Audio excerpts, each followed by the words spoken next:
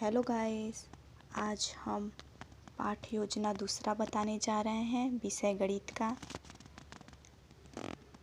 ये देखिए हमारा विषय गणित का पाठ योजना दूसरा है ये, जिसमें हम पहले विद्यालय का नाम लिखेंगे, फिर दिनांक डालेंगे, फिर कक्षा, अवधि और चक्र। इसके बाद हम प्रकरण लिखेंगे। हमारा प्रकरण है रेखीय समीकरण। फिर हम उद्देश्य लिखेंगे, जो हमारे 5 उद्देश्य होते हैं।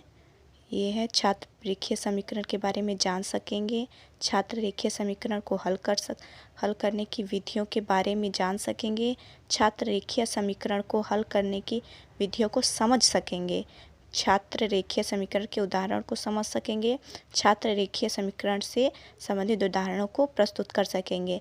जैसे कि हमें पता है उद्देश्य में हमारे 2 ज्ञानात्मक होने चाहिए, तो जो हमारे पहले और दूसरे हैं वो ज्ञानात्मक हैं, जो तीसरा और चौथा है वो हमारा भावनात्मक है, और जो 5वां है वो हमारा क्रियात्मक है।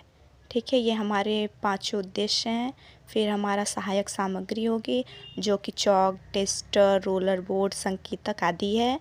और भी आप लिख सकते हैं जिन चीज़ों का आप प्रयोग करेंगे टीचिंग कराते समय, वो सब इसे सहायक सामग्री में हम लिखते हैं। फिर हमारा पूर्व ज्ञान है, जिसमें लिखेंगे छात्रों को रेखीय समीकरण की सामान्य जानकारी है। फिर इसके बाद हमारा प्रस्तावना प्रश्न आता है, जिसमें पहले क्रम संख्या, छात्र अध्यापिका कथन और छात्र अनुक्रिया लिखते हैं।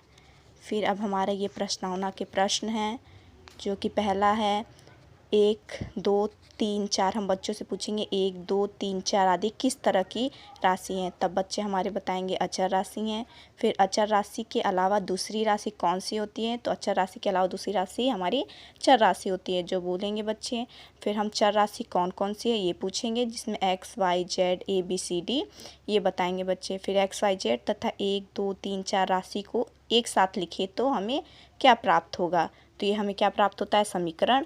फिर लिखेंगे रेखीय समीकरण के बारे में आप क्या जानते हैं, तो इसमें बच्चों की कोई प्रतिक्रिया नहीं होगी, यही हमारा क्या हो जाता है, समस्यात्मक प्रश्न। फिर ये हमारा प्रस्तावना प्रश्न पूरा होता है, जो हम निकालना चाहते थे प्रकरण रेखीय समीकरण वो हमारा निकल जाता है। फिर रेखीय प्रस्तावना प्रश्न निकालने के बाद हम अपना उद्देश्य कथन लिखते हैं, जिसमें आज हम लोग रेखीय समीकरण के बारे में विस्तारपूर्वक अध्ययन करेंगे। फिर हमारा प्रस्तुतिकरण आता है, जिसमें पहला पॉइंट है क्रम संख्या, दूसरा शिक्षण बिंदु, तीसरा छात्र अध्यापिका कथन और चौथा छात्र अनुक्रिया, 5वां विधि प्रविधि। विधि प्रविधि के नीचे हम लिखेंगे श्यामपट्ट कार्य। तो हमारा जो पहला पॉइंट है, पहला बिंदु है शिक्षण बिंदु, वो है हमारा रेखीय समीकरण, जिसमें हम बताएंगे कि रेखीय समीकरण क्या होता है, उसके रूप क्या होते हैं। और इसके बाद फिर छात्र अनुक्रिया होगी, जिसमें छात्र क्या करेंगे, ध्यानपूर्वक सुनेंगे, समझेंगे तथा लिखेंगे, हम वो लिखते हैं छात्र अनुक्रिया में। विधि प्रविधि हमारी ये व्याख्यान विधि है, और श्यामपट्ट कार्य में हम जो ब्लैक बोर्ड पे श्यामपट्ट पे लिखेंगे वो हमारा ये है।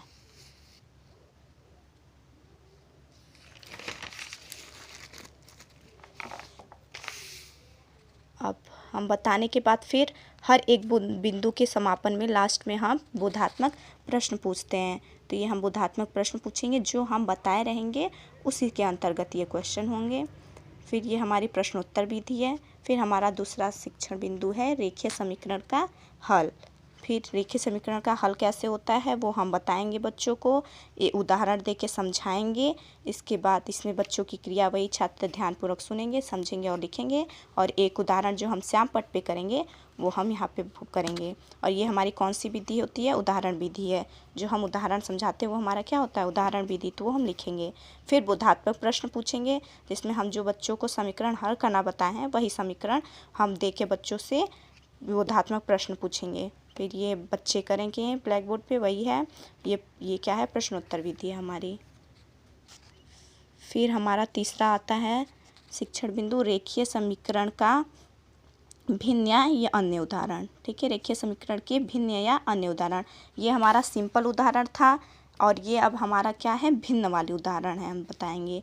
तो ये हमारे भिन्न वाले बच्चों को हम उदाहरण पहले बताएंगे कैसे हल होता है। फिर इसके बाद फिर हमारे उदाहरण बताएंगे, फिर हम श्यामपट्ट पे करके दिखाएंगे उनको। बच्चों की क्या होगी कि छात्र ध्यानपूर्वक सुनेंगे। और ये हमारे बोधात्मक प्रश्न फिर हम बच्चों से पूछेंगे, 2 हमारे बोधात्मक प्रश्न, और ये हमारे उसके हल जो बच्चे बताएंगे। और ये हमारी कौन सी विधि है, प्रश्नोत्तर विधि। फिर इसके बाद ये हमारे 3 शिक्षण बिंदु हो गए। मोस्टली हम एक लेसन प्लान बनाने में 3 शिक्षण बिंदु बनाते हैं। उसका रीज़न ये होता है कि हम 45 मिनट का या 40 मिनट का, जितना मिनट का हमारा ये टीचिंग होती है, जो हमारी टीचिंग या शिक्षा का जिसको हम कहेंगे, वो जो होती है वो हमारी 40 मिनट की होती है, जिसमें हम 3 बिंदु लेंगे तो वो हम अच्छे से बच्चों को 3 बिंदु बता सकेंगे। उससे ज़्यादा लेंगे तो हम एक दिन में वो बिंदु नहीं बता सकेंगे, इसलिए हम केवल 3 बिंदु ही लेंगे। वो 3 बिंदु होने के बाद ये फिर अब हमारे मूल्यांकन प्रश्न हो गए। तो मूल्यांकन प्रश्न इसलिए पूछे जाते हैं कि बच्चों को कितना समझ आया, कितना नहीं, ये हम जान सकें। तो हमारे पहले मूल्यांकन क्वेश्चन ये हो गया, रेखीय समीकरण किसे कहते हैं। दूसरा 5x - 4 = 3 को हल करें। फिर तीसरा x/2 + x/5 = 20 को हल करें। ये हमारा मूल्यांकन के 3 प्रश्न हो गए। फिर मूल्यांकन के जो प्रश्न को जो बच्चे बताएंगे या जो हल करेंगे, उसे फिर हम श्यामपट्ट पे लिखते हैं। तो ये तीनों क्वेश्चन के हमारे श्यामपट्ट पे तीनों उत्तर होते हैं। ठीक है। फिर हमारा लास्ट में कार्य होता है गृह कार्य, जिसमें हम बच्चों को जो बताए रहते हैं उसी के अंतर्गत क्वेश्चन देते हैं। धन्यवाद। अगर आपको हमारी वीडियो अच्छी लगती है तो आप लाइक करिए, सब्सक्राइब करिए।